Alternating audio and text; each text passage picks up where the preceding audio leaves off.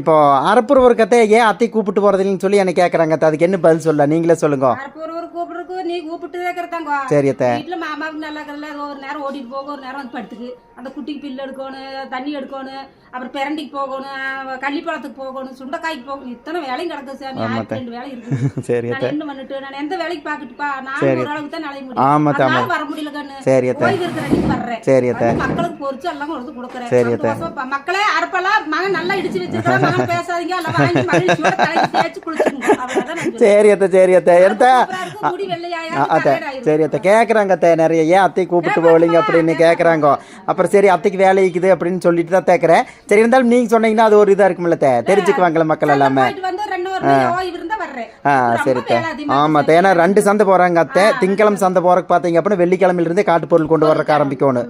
இந்த மாதிரி வந்துட்டு வாரத்தில் 1 நாள் 2 நாள் ஃப்ரீயாக இருப்பாங்க. அதுக்கு தகுந்த மாதிரி பார்த்துக்கலாம். சரி அத்தை. பாய் அத்தை.